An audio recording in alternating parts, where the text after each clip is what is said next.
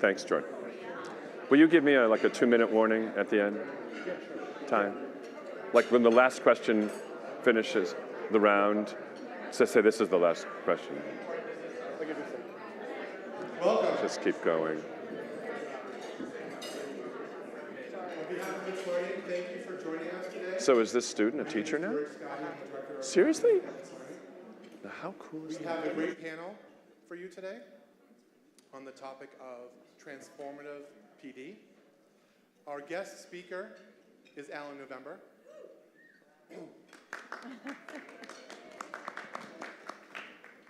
Alan is an international leader, as you know, in education technology. He was named one of the USA's 15 most influential thinkers of the decade by Tech and Learning magazine. His most recent book, Who Owns the Learning, made the Education New York Times bestseller list. He has worked with schools and universities in 40 countries. And this is the second year we've been working with Alan, and we're very happy to work with him again. Here. I will turn it over to Alan, and he'll introduce the rest of the panel. Hi, everyone. Great to be here. Really, really great. We have a great panel, too. The panel's better than I am, so we'll focus on the panel. Practical people who do real things. Why don't you introduce yourself? I think that'd be best. If you just say hi. We'll start with Karen. And actually, I've hung out with Karen at Spring Branch, which is an amazing district. Just say hi. Hi, I'm Karen Justel. And your wild passion. Oh, that's right. I'm the Director of Educational Technology. I enjoy photography, but my wild passion is, I guess, trying to transform learning for my 2.5-year-old granddaughter. Oh. My name is Michelle Eaton. I am the Director of Virtual and Blended Learning for the MSD of Wayne Township in Indianapolis, Indiana. And probably no surprise because of my title, my wild passion is quality online learning. Hi, I'm Andrea Winters. I'm the Director of Learning Technology for Clear Creek ISD, and like the rest of us, yes, my passion is definitely changing education to be more engaging for students and give them a reason to want to come to school every day. Outside of that, my passion is my 3 kiddos and being a soccer mom. Yay. Good afternoon. My name is Robert Baird. I'm the Chief Technology Officer in Clear Creek ISD. I guess my wild passion in education is really trying to find ways in which students can maximize their interests and talents so that when they graduate and get out there, they are the best at whatever they want to be. All good. Okay. So this is kind of informal, the way we run this, and then if we have time, at the end, we'll take audience questions, but I'll start launching the questions. And the questions range, I'll just tell you up front, right? So the questions range from just sort of how do you manage staff development? The whole focus is on professional development, professional growth.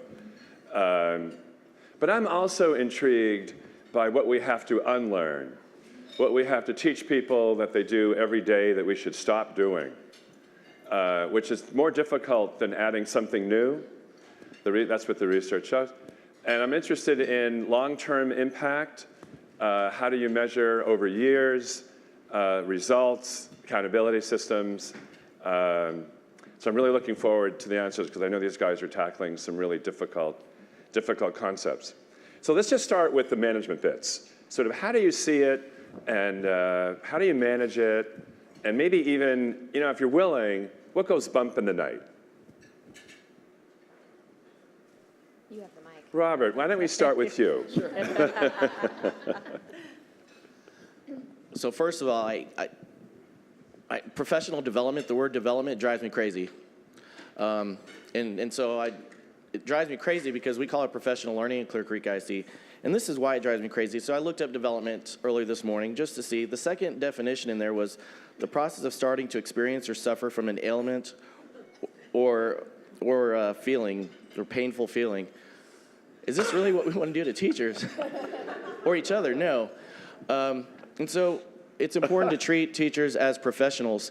Every organization, whether whether lawyers or doctors, could you imagine doctors that don't have professional learning sessions? I think we'd be a lot worse off, obviously. it's important for us to model what we expect teachers to do. And so in Clear Creek ISD, we have teachers in professional learning within our learning management system, within its learning. And when we started that, a few years ago, it immediately boosted the comfort level of teachers because they were students, they were participants at their own campuses and at the district level. So that makes a difference. Practice what we preach and be models for our students and teachers. Maybe I could just follow up on the platform opportunity. Because, you know, teaching can be a lonely professional life. You don't even know what's going on next door or in another building in your district. Clear Creek, you got buildings everywhere. So does it work? I mean, so now that you have a platform and teachers can collaborate and see the work of other kids, sometimes I think that's more powerful than going to a workshop. I mean, do you want to, is that the case? Yeah. So when I first became a math specialist, before it was a coaching position years ago, I was flabbergasted by the different teaching styles and the various levels of interaction that teachers had with students. I just thought everyone was doing the same thing I was doing and doing card sorts in the math class and trying to get the kids happy and excited about learning. And then I saw it wasn't that way in every class. And I've talked to many people who've become coaches who are equally surprised. And something that we've done over the last several years, we do learning walks with teachers so they can visit other classrooms.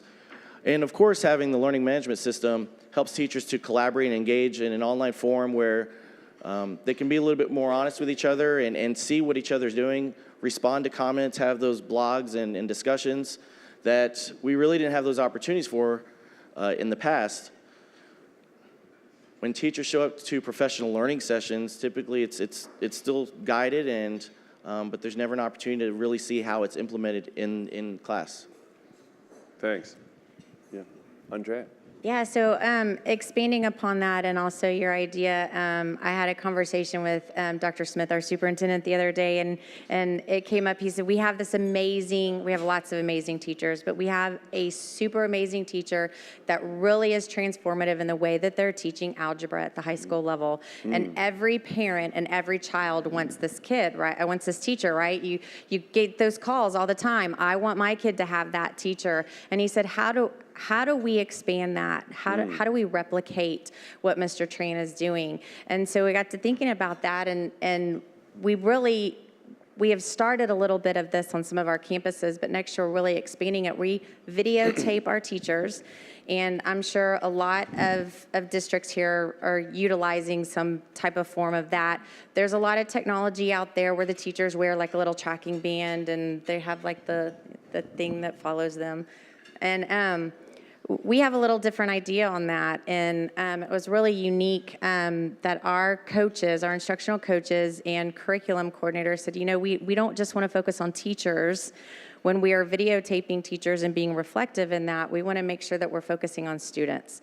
And so we put GoPro cameras in the back of the classroom, and the teacher or the instructional coach can kind of walk by and turn it on with their app. And of course, the teacher knows that it's there and the students know that it's there. It's not a secret.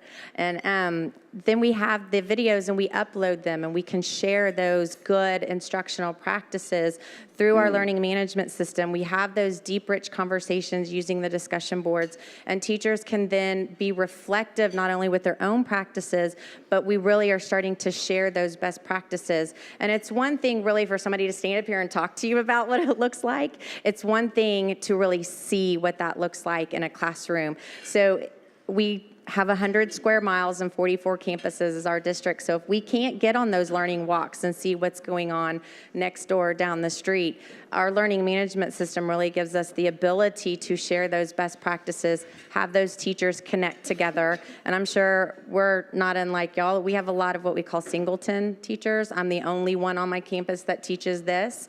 And we're able to connect those teachers and best practices as well through our learning management system. It has completely transformed the way our teachers collaborate and what it means to be a learner themselves in professional learning.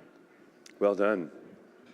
So to kind of expand on that and this idea of how you manage professional development, I'm sure we'll probably talk a lot about different ways to provide PD, especially in ways that match the instructional models we want teachers to be implementing in their classroom. And so I have some ideas about that, but I think for me, the critical first step in making that possible, and a lot of that I think happens in an online and blended way, especially when you're providing professional development across buildings, across the district. People have to know how to learn in that space. And that was kind of, it seems silly, some of the things that I did, but teaching staff how to interact and learn in a professional learning community online was an important thing for us to teach. When you think about the internet that our students know, they've never known an internet where they couldn't contribute. It's a natural reaction to being online, is that they are not only getting on there and viewing, but they are contributing. And I'm relatively young, but when I was first introduced to the internet, it was a consumption tool. And so it is not natural for pretty much any of our teachers to be put into this online community and then have the light bulb go on that, oh, this is a great place for me to share and connect with other people, and this is a way for me to learn. So for us, my first step when I took my position in the technology department, before I was able to really move into doing some really neat things online and personalizing PD, I had to teach our staff how to participate as an informal learner in an online community. And that meant that I was probably a little irritating, but what I would do, I would set up I wanted the courses, these workrooms, I guess, online to look a lot like what they'd look like for students, to make that transfer easier.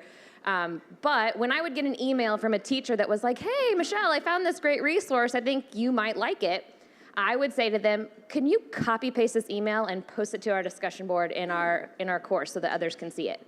And same kind of thing, I'd get a new online teacher, and so this one example, I had a teacher send me an email and said, what do you do with communication for online students? How many times a month should I be communicating? How should I document this? And I responded to her, I have a lot of opinions about this, but why don't you copy paste this, put it in the discussion board, I'll respond. But then what was cool was it prompted other people to go on and respond, and I found out things that were happening in our online school that I would have absolutely no idea was going on, and she got a lot richer feedback than what I could have provided in an email.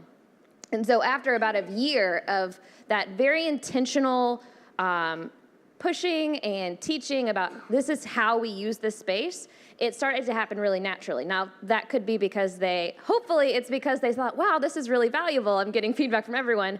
It also could be that Michelle's just gonna tell me to put it here anyway, so I might as well. But that piece laid the foundation for us to be able to do some other really neat kinds of PD, because we learned how to be learners in an online space, and that opened the doors for us a lot.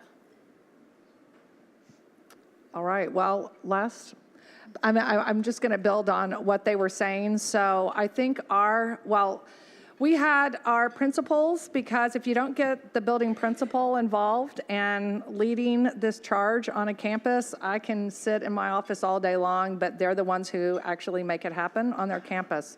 So we had campus leaders, and it was so wonderful because I had one campus leader who sat in the back, and as we were showing the platform, because some of them, it was their first time in, we built a course for them, so we're modeling exactly what we expect to happen in their classroom. She was already figuring out, oh, okay, I'm going to make a campus PLC for my teachers so that I'm going to make a course in here that's just for them. Then we were sharing how we bring teachers from around and teach them how to build a collaborative course with their team so that they're collaborating as a team. We even have some district level teams where maybe all of our Algebra 1 curriculum writers are together and they're building. So you're constantly building courses and having teachers use the platform as you would expect them to do. And then she realized, okay, so I'm going to have these two opportunities for teachers, and then they'll have their class with their students. I think the other thing, and I like your work group idea, that was cool, but what we've been doing to change our professional learning is we really are trying to get teachers to understand how to use the different parts of the platform. So how do you use an online discussion board? How do you use and create an assignment with students? And how can they provide you feedback? So it's basically, how do you learn the platform? And a lot of our teachers wanted to come to 6 hours of sit and get, where they can sit there and they can go through all the tools. And so we have decided, and then they do nothing with it. So, you want to talk about how do we need to change, and I guess it's a little bit about accountability. So we do not give any professional development or professional learning credit for coming or learning how, I guess we have courses built on how do you use the online discussion board. The way you get credit, so we walk them through, here are the tools, here's how you do it, is you actually implement it in the classroom with your kids, and then you submit and reflect on how it went and what you're going to do differently next time, and that's how they're going to be getting credit. Because anybody can sit there and go, oh, here's how you create an assignment, oh, here's how you do this, here's how you do that, and then they close their computer and they walk out your door and they're done, they've got their hours of credit, but we're holding them accountable for actually implementing it in the classroom with their students and reflecting. Well, building on what Karen just said about accountability, follow-up, results, any other models of accountability that you have looked at, that you found? So last year, we have several campuses that were utilizing the individual learning plans within It's Learning for teachers to create their own personalized professional learning plans, and they would submit those to their campus principals. And a certain number of hours had to be job embedded. So they had to work with an instructional or technology coach in order to get the number of points that they needed to complete by the end of the year. And so next year, what we're going to do is we're going to take that to another level where we have different tracks, and we're going to have badging on top of that. So we have the how-to. Yes, I have the skill, but then I know how to, and I did implement it into a class, and here's my artifact, and here's my reflection on it. And then the third level is going to be, how is that changing my instruction to more student-led and personalized learning? So we're going to have 3 different types of badging levels based on their professional learning plans that are personalized to teachers. So that's going to be a lot to manage, but we have our campus administrators that are already doing this, so we know that they're really excited about that. So when they submit, so you're giving teachers the option or requirement for personalized learning plans? So they have to have. They have to. They have to have personalized learning plan, but they get to tell us what they want to focus on based on some conversations with administrators and instructional coaches and curriculum coordinators, and they can say, well, I know I need to help with, aligning more rigor in my formative and summative assessments, or maybe I need to help more with student engagement, or I just need to learn more about blended learning. Or so they get to decide what the topics are within their plan, and then the principals assign points to them, and they have to have so many points by the end of the year. And do they have access to each other's plans? Can they see all the plans? The teacher has the option to share their plan if they want to. It's not a requirement. Wow. Yeah, do. Okay, so we're doing something very similar, but switching up the piece that's required and the piece that's the teacher choice. And this kind of, I'm going to digress a second. I have a tendency to do this. This started because I had a core group of blended school teachers who went through the design thinking process, tackling a problem, wanted to try something new in their classroom to solve a problem. And the solution they came up with was to implement individualized learning plans for all of their students. And it started out with these really phenomenal conversations with kids about where they want to go, how they learn best, and that was great, but then it failed pretty miserably. The students didn't, they had written them in documents, the students didn't reference them, it was too hard for the teachers to manage, and we got together at the end of the year to reflect on what went well, what didn't, and I was so pleasantly surprised to hear a teacher say, okay, well that didn't work, how can we make it work? Which they could have easily been like, well, this doesn't work, on to the next thing. And they felt really they thought that personalization was very important, and they believed in it. And so this fail forward mentality kind of stuck with me, and I was like, I could sit here and give them ideas and tips about how to do this, and I've never even tried it myself, or I could do it for them. So we did the ILPs for all of our virtual school staff this year, but the thing that we did was the first column was kind of the topics, and that was the non-negotiable. We had a school improvement plan. We have 3 school improvement plan goals that we submit to the district that says these are the things we're going to focus on. So we had 3 goals. Everybody's focusing on that. But if you're a French teacher versus an Algebra 1 teacher, how you address those goals could be a little bit different. So I pulled them together. We created learner profiles where we identified our own strengths, needs, interests, and constraints as learners. And then I had them use that as a tool to advocate for themselves as a professional learner. And we went through each of the goals. I put up their high school teachers, and I'd never tell them that I gave them a choice board, but I gave them a choice board.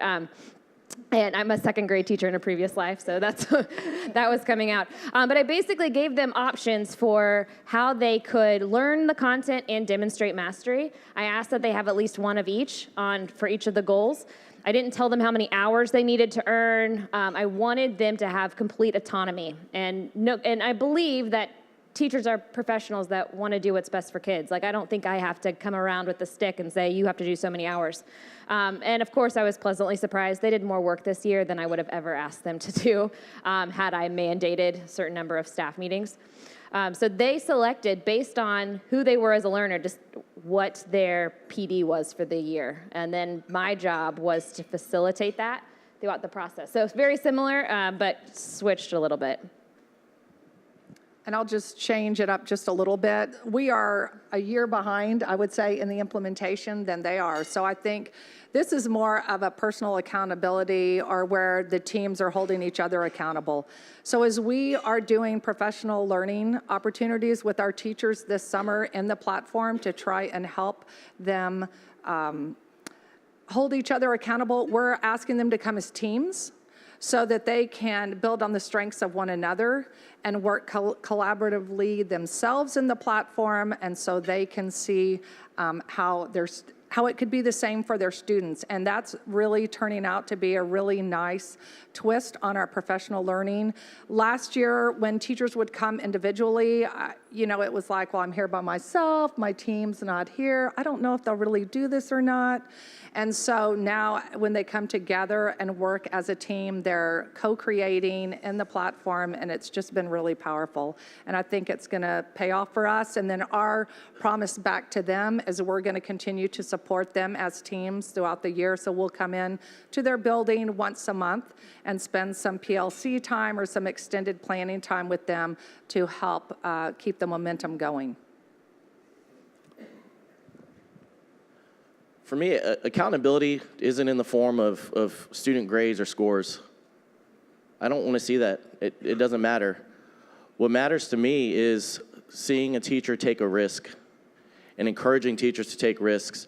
I would much rather go into a classroom where a teacher's trying something new to engage their students than go into another class that's just lecture, boring, and playing it safe. Now, that safe teacher might have the same scores as they did before, maybe even decent. But if we really want to change education and change the learning, we have to encourage our teachers to take risks and be willing to try, get out there, step out and implement their learnings. How many times do we leave ISD and we leave these great sessions? We're like, man, if I get it. The next year comes around, like, I learned all these things, but did we really learn them? Because we never implemented them. And a lot of it is because we go back to our comfort zone. I want us to get out there, take risks. There's so much great knowledge that we're learning from each other here. Why don't we go back and actually do it? In the doing, yeah, the research, Fullen and others show that the role of the principal, which Andrea, you highlighted, that the principal is the person responsible for checking off these personalized learning plans. It's not the tech director, it's the principal. And I'm convinced that we need to support principals, that principals need professional development in order to learn how to manage change. Because it's really about change. It happens to be technology, but it's really managing change is the general skill. By the way, I recommend a book. Have any of you read The Emotional Side of School Change by Dr. Robert Evans in the room? Anyone? Anyone? Anyone? I was the technology director in the high school where Ferris Bueller's Day Off was made. I was. No, seriously though, The Emotional Side of School Change, you'll find it on Amazon. I got some videos of Bob presenting at my conference. He's an amazing guy, and I'm concerned that we don't have enough change management knowledge and skill in our schools at that level. And if you're missing change management skills, the best technology might not find root as deeply as it could without that clearly defined role of the principal, especially in accountability. So I just want to highlight what you've said, really important. All right, well, moving on, next series of questions. I visit a lot of schools, and sometimes I see what I might call the 1,000 points of light plan, where everybody can do anything they want with technology. There's 1,000 apps on the device, and there's no focus. I know that doesn't happen in any of your districts. But if you were going to focus on one thing, because at some point I think everybody on the faculty should know that over the next X number of months, we are all working on one thing. Now, I'm okay with 1,000 points of light if you really need to have 1,000 things you're doing, but I also think we should focus. So if you were going to focus on one aspect of professional growth, what would that be?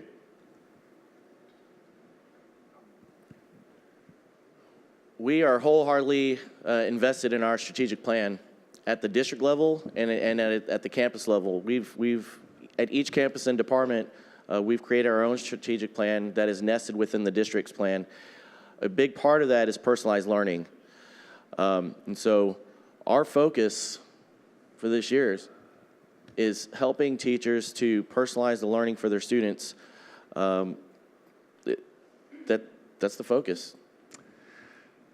Everywhere I've been, it's personalized learning, that's right? You got personalized learning. So what is that? So walked up to any teacher, are you personalizing learning? Yes. That's the end of that conversation. We're doing it. I think we have to define. Yeah. And I have friends who thought they were there, absolutely would swear they're doing personalized learning. Then they realized they were absolutely wrong. They're in the next orbit. Then they realize they're absolutely wrong, right? So personalized learning, you got to help me. Sure. It's one of those things that you wake up in the morning and you say, I'm not going to personalize learning today. I mean, it's... So 3 years ago, when the camps were developing the strategic plan. Sorry. No, this is good. Sorry. They all had this is great. They all had personalized learning in the plan. The funny part is we were all trying to figure out what is really personalized learning. Yeah, what? And there wasn't a standard definition anywhere in this country about what personalized learning was. And so we had to come up with our own definition of what it meant to us. Oh, you did? We did. Oh. So No, don't tell them. Don't tell them. Tell them. For us, it's a matter of, it's aligned to UDL almost, but we didn't want to use UDL because that's passé. So access, engage, and express. How do students access the information? How do we engage them in the learning process, and how do they express their learnings? So it's really centered around that. We're doing a lot of work on blended learning to specifically get students into that model of access, express, and engage. And also we had a lot of people that came to the table to decide. We did a lot of this took almost an entire school year just for us to develop what personalized learning means in CCISD. And to add to that, we decided that we could not have personalized learning in our classrooms without standards-based grading. And so you want to talk about a huge shift in our our culture, our teachers' mindset, our student mindset, and our parents' mindset that no, you will not be getting a 90 or an 80 for that work. And so we're in the process of shifting to standards-based grading. But also we decided you could not have personalized learning without flexible scheduling. And so we are working toward that. We know we're not there yet, but we kind of start this, here's the baby steps to personalized learning, give your students choice in how they access, engage, and express their learning. And then, oh yeah, by the way, here's standards-based grading. And then now the next layer, we're trying to filter in some flexible scheduling. Okay, so the one thing I would teach that I don't think we teach at all to staff is instructional design. We're getting more and more devices in the hands of students. We're getting them into an LMS, we're designing content, and no one's ever been taught how to do that. And so one of my favorite books, E-Learning by Design by William Horton, it's an oldie but a goodie. He says, if you don't get instructional design right, you only increase the speed and certainty of failure. We know technology is not the silver bullet. Technology is the great amplifier. You will amplify solid instruction, but you'll also amplify really poor instruction. And so I feel really passionately about teaching teachers how to design online because it's different than how we teach face-to-face. And I think if we can do that, then whether the teacher is trying to blend their classroom or they're personalizing and helping the student take charge of their own learning, or maybe they're just wanting to introduce more tech-rich activities into a PBL, whatever it is, the buzzword that of the day, I think if we can design the content and the activities online and we can do that well, then we're going to see a lot more success. Well, I hope there's no principals from my district here because I'm probably going to go against. So I think, you know, I come from an elementary background, but if I were to try and focus on one thing, it would be who's setting the goal for the day, and it shouldn't be you, the teacher, and who's asking the questions, and it shouldn't be you, the teacher. So that, to me, would be the fundamental training that I would focus on to create a culture where students, where I'm uncovering their thinking because they're the learners instead of me driving it all the time. That makes sense. Yeah, I want to build on the word question. I get to hang out with some crazy people, and when to hang out. Have any of you heard of Wolfram Alpha? Yes. It's a kind of a search tool. Stephen Wolfram invented it, and I think it's the most powerful search tool in K-12 education by far. It's amazing how many kids have never even been taught how to use the most powerful search tool in education. And so at the end of the day with Stephen, I asked him, given what's coming in search technology and crazy stuff coming, he said, the answers to almost every assignment a teacher currently gives is going to be available online. Any algebra problem, any calculus problem, any physics problem, any chemistry problem, Shakespeare. He said, what's not online are the questions. The people who can ask the most interesting questions will get ahead and have an advantage over people who have not been taught how to ask the most interesting questions. And he said, that's the skill we should be teaching kids, is how to ask the most interesting questions. So you got to forgive me on this, but I think we should take something like personalized learning, whatever it is, and break it down bit by bit by bit. So one aspect of personalized learning for me is, can the learner direct a line of inquiry? Can the learner be tenacious and be driven about developing 25 questions off a photograph of a bullet going through an apple, whatever the content is? Now, it turns out that an online platform is really cool system for gathering 25 questions from every kid and then figuring out which ones are convergent, which ones are divergent, which ones are hypothetical, and then which ones are we missing. And you start talking like this to kids, divergent, convergent, and they look at you like, we were never taught the difference between a divergent and a convergent question. Are you this making sense? I was never taught the difference between. You were never taught. And so I worry that we haven't yet defined how complicated learning is. It's complicated. And until we do that, I don't know that we're going to unleash the amazing power that we have in our fingertips. But I'm going to tell you the one thing I would teach, if I could teach one thing well, and I'm working on it, is teaching people how to ask the most interesting questions. In fact, that would be day one of any class in any school. Just teach kids to ask questions. Do any of you do that? Day one, teach kids to ask in every category of question. Do you know all the categories? Why would you? You would never had to learn this. Is my attitude okay? Alan is the master of asking questions. Like, those of you who've seen him, he puts everyone on the spot and profound, thought-provoking questions. Right? But if I were going to do one thing for the first month of school, it would be we're all going to teach kids how to ask the most interesting questions. That would be the first one thing. I have a series of these. Any thoughts on that? You can make fun of me. Or ask me. Well, if you think about little kids, what's the question that they always ask? Why? Why? And when do they lose that? Right away.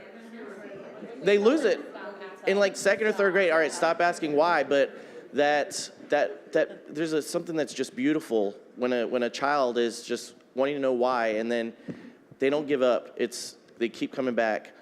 So, why?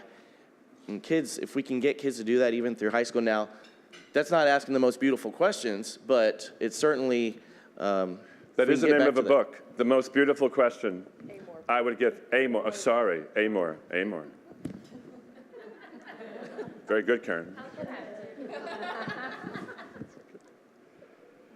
The unlearning. We're teaching all these new things, like asking questions. And, do we have time for another round? Well, I was thinking. I'll stop. We can also ask if there's any questions out there.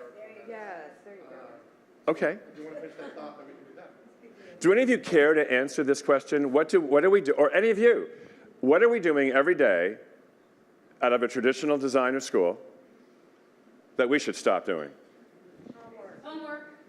Homework is up there. For me, it's discrete classes. It's what? Discrete classes. Discrete. Yes.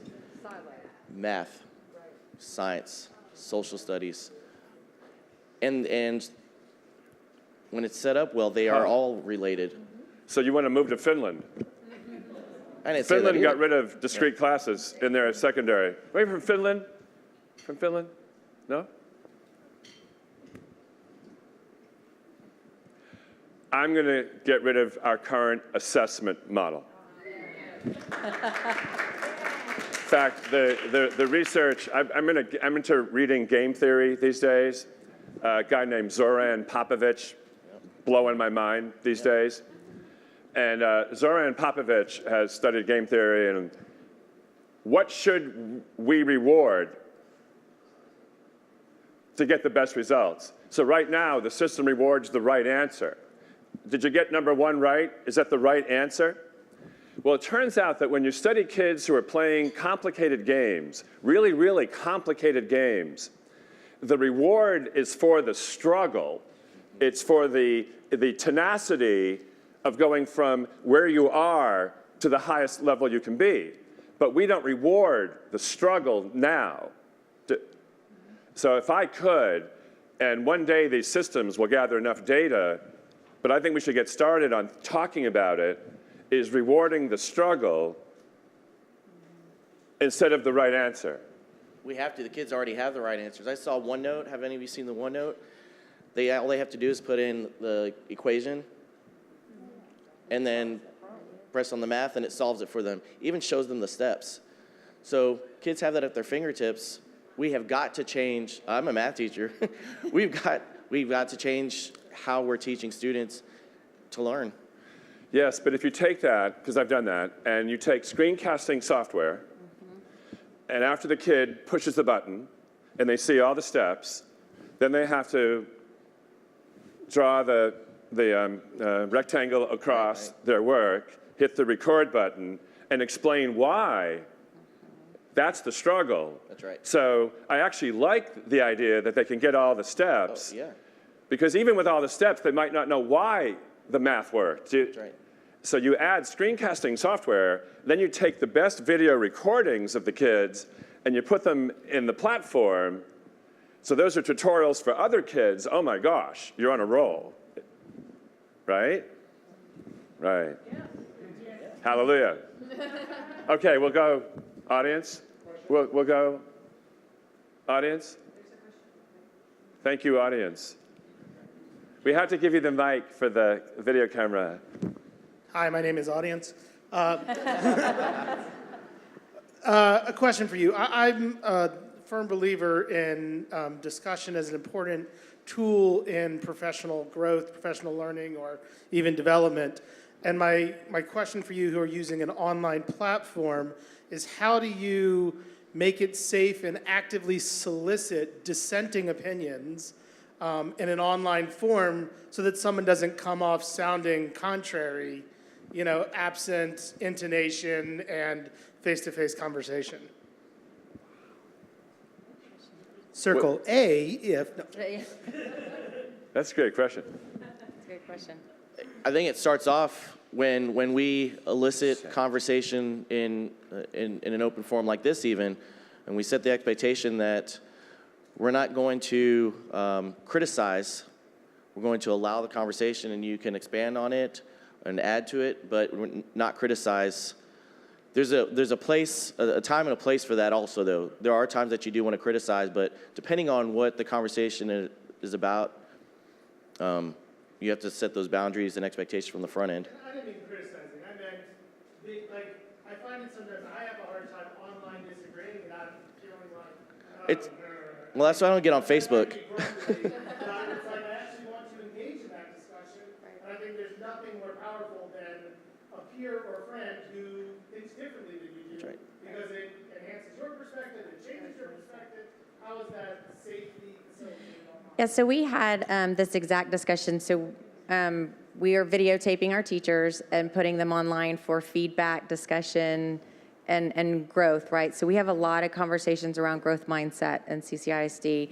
And so getting teachers to understand that there's always room for improvement is very difficult. And so I think we started the beginning, we had to set some very some norms that were very specific.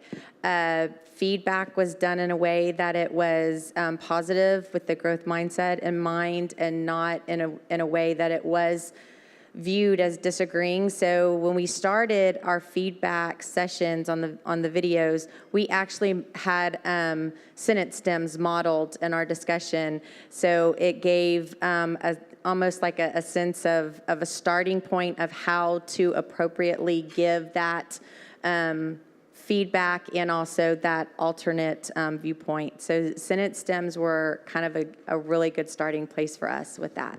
I don't like where I left off, because I don't. I'm thinking about it. I'm like, no, Robert, that was stupid.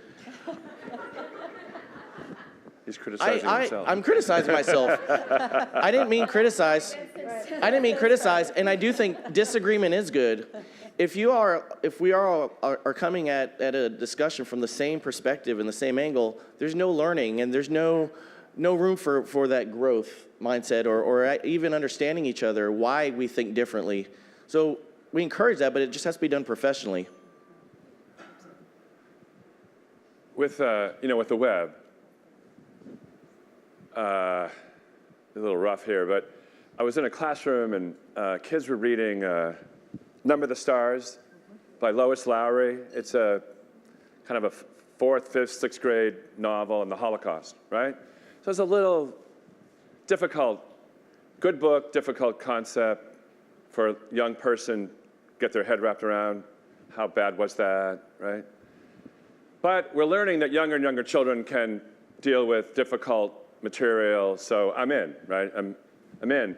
What was fascinating to me is the teacher was running the discussion about this awful event, you know, and there was a recording. I took the recording, I presented it in Denmark, where the book took place. I will never do this again for the rest of my life. And the teachers in Denmark were horrified by the conversation. They said, you didn't bring in this, and this. Now, the American teacher who's never been to Copenhagen, where the book takes place, and understands what was going on, but read that book 25 times, so thinks she knows the book, but doesn't really understand. I don't think that's unusual. I think we actually have, you got to forgive me, this is going to sound really harsh. We have a lot of teachers teaching who don't know what they're talking about. Outside the context of their own classroom. I'm trying to say this as sensitively as I can. I'm not doing a good job. Hard to be an expert on everything. So I highly respect teachers who understand there's a world out there of different views. Doesn't have to be dissenting, just different, and connects kids. So if you're going to read that book or you're going to talk about anything, connect. I have other friends who, if you read a book, they connect the children to children in that city to talk about the book. Then you get dissenting, then you get different views. So I want to support what you're saying about online forum, how do I put up dissenting views, but within your own, forgive me, bubble, your own bubble, we're all in our own bubble, there I said it. We have to get out of our own bubbles. We have the whole world, and I worry that we're not using the world well, even though we have online connections to every classroom in this country now. Is that? So it's not just teaching you how to dissent and have a different point of view. It's teaching teachers how to actively gather across the world different points of view. Important skill. Hi, I'm Rosendo Mendoza from San Bernardino. And, you know, I've had the opportunity to work with a lot of adult learners.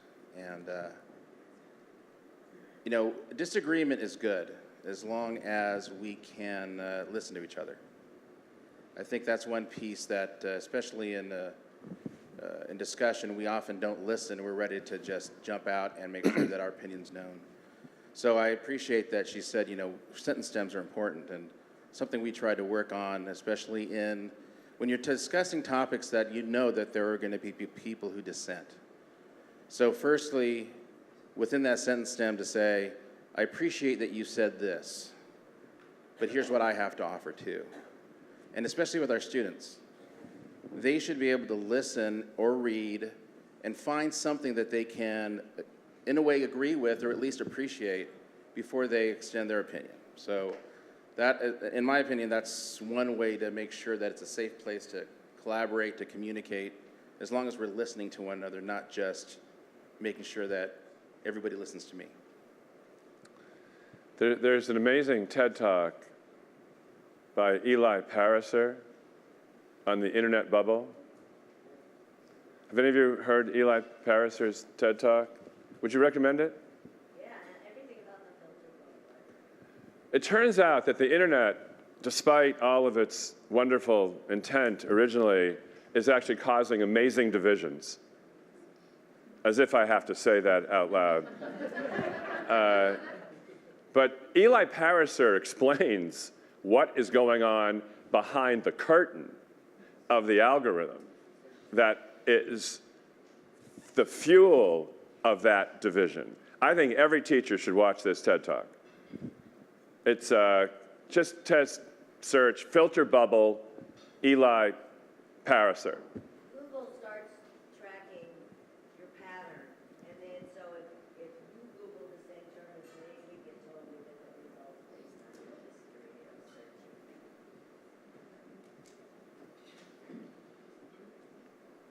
There are also models, I mean, to build on what you said about, I appreciate what you said, so if I'm running a meeting and I'm being the nice guy, there are 3 opening phrases I've been taught, and we go through rounds. The first opening phrase is, I like it because.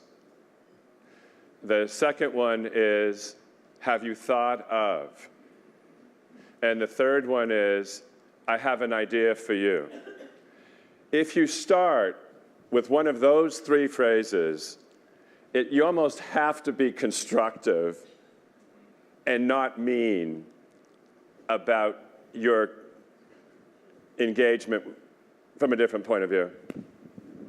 We have time for one more question. So, Matthew DeMena, I'm from New York. Quick question in terms of how you shifted your culture. How did you shift from the impression that this was going to be an evaluation of the teachers to where it's informative instructional? Because I know where we're from, it's going to be all, I don't want to put this in writing, I don't want to be videoed, I don't want this being out there because how it's going to reflect upon me. Yeah, so that's a very good point. We definitely had to go through that mindset shift. Even in the past, our instructional coaches have traditionally worked with our low-performing teachers. And so if you were working with an instructional coach or they were videotaping you, it was because there was a problem. And so the first thing we did to shift that mindset is to make sure that our coaches were very advertising, very open about working with our high flyer teachers first.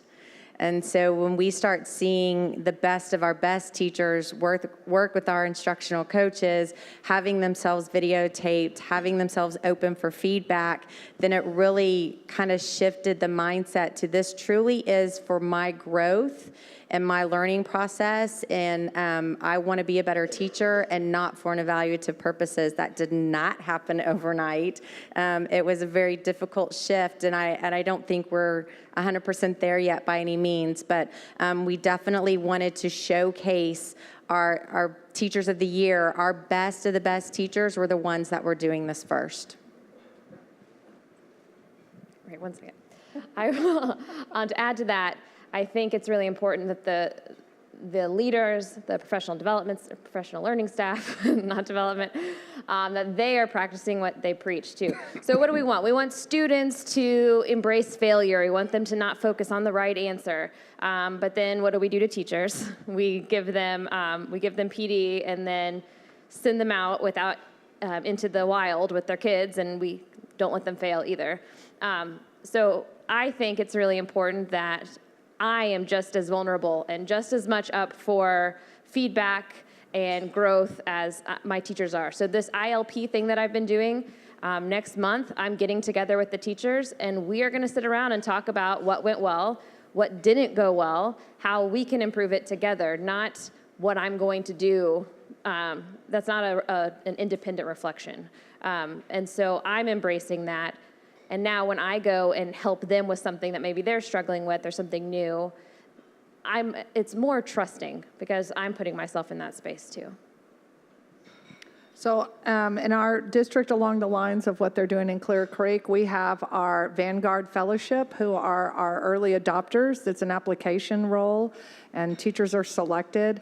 And we began this year with them, well, it's their first year really, with Pineapple Partners, where we got them to partner up with a fellow teacher where they are videotaping each other just because of a lack of funds to be able to afford them the opportunity to actually go in. So much like you talked about earlier, they set up their phone in the back of the room, they videotape what's going on, they put it in Google Drive and share it with their Pineapple partner, and they give each other feedback that way.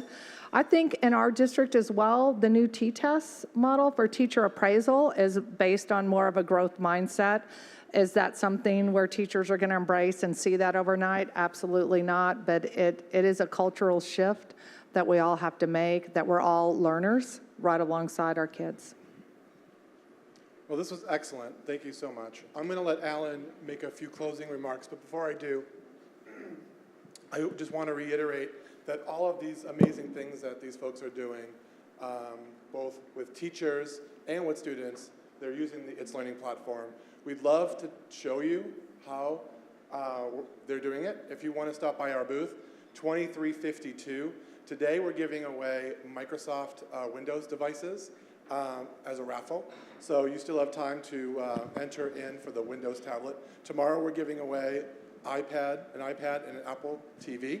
So stop by, learn more about what these folks are doing, and enter into our raffle. Thanks again. I'm going to leave it to you, Alan, to say some closing remarks.